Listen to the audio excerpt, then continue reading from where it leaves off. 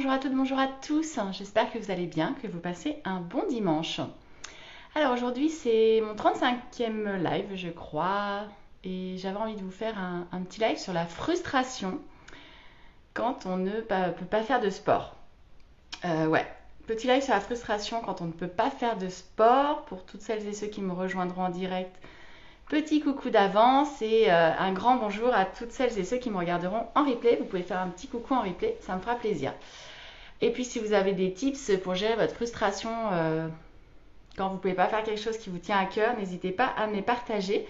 Pour celles qui suivent un petit peu, celles et ceux qui suivent, j'ai des soucis de santé, enfin pas graves, mais liés à un problème de genou. Ça fait 6 mois, donc le processus de guérison est en cours et j'espère que, allez, d'ici une semaine, je vais pouvoir reprendre au moins le running, si ce n'est le tennis, mais au moins le running. Et en fait, il y a de la frustration aujourd'hui. Donc comme je ne peux pas courir toujours, je ne peux pas faire de tennis, donc je marche. Et je suis allée marcher ce matin et j'ai rencontré plein de monde en fait que je connais et qui courait. Je pense que même le club des retraités de ma commune marchait plus vite que moi. Voilà, et les gens étaient un peu étonnés parce qu'ils me voyaient en mode marche. Et du coup, ça m'a généré énormément de frustration. Donc j'espère que d'ici une semaine, ce sera bon pour moi. Mais du coup, là, en ce moment, j'ai vraiment l'impression d'être un peu à côté de mes pompes, un peu à côté de ma vie, parce que moi, je faisais beaucoup de sport et ça fait vraiment 6 mois que c'est pas simple à gérer. Et là, c'est une journée où je le gère moins bien que d'autres, parce que voilà, c'est le dimanche, il y a énormément de gens à faire du sport dehors. En plus, il fait super beau, donc voilà, c'était hyper agréable de se balader, mais ça reste une balade, c'est pas du sport. Et je sens le manque là. Je sens le manque qui arrive. Voilà, en plus, il y avait une journée tennis, cohésion d'équipe. Donc, moi, j'habite juste à côté du club. Donc, je les entends, je les vois. Et je me dis, ah, qu'est-ce que je voudrais être là-bas. Bref, donc je sais pas, vous, comment vous gérez quand vous êtes blessé, quand vous pouvez plus pendant plusieurs mois faire de sport. Comment vous le gérez? Qu'est-ce que vous mettez en place? Moi, je sais que j'ai beaucoup marché cet été, j'ai fait du vélo, voilà, j'ai fait des choses, j'ai nagé beaucoup, des choses que je pouvais faire. Et là, j'avoue que je suis sur la fin, mais que je compte les jours, clairement, parce que j'en ai juste marre de pas pouvoir au moins courir, parce que le tennis, on parle d'autre chose encore. Je pense que ça sera pas avant au moins un bon mois.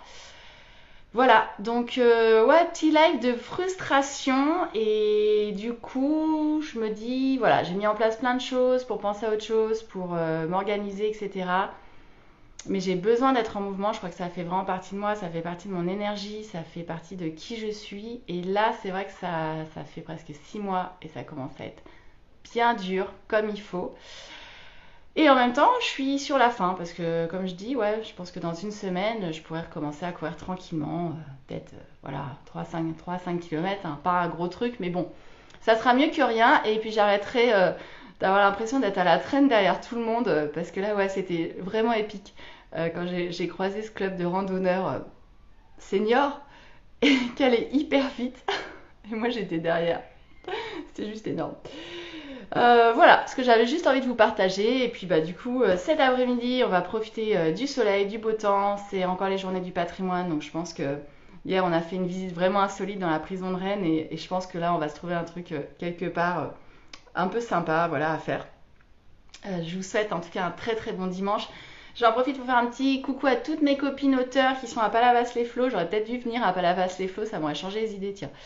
Mais c'était un choix parce que je voulais vraiment un week-end off dans un quotidien ultra chargé. Et puis on a vraiment tous les week-ends de prix avec ce week-end-là un peu plus cool. Donc j'avais fait le choix de ne pas y aller parce que c'est quand même à l'autre bout de la France et j'ai fait pas mal de déplacements en fait dernièrement. Donc j'avais envie de me poser.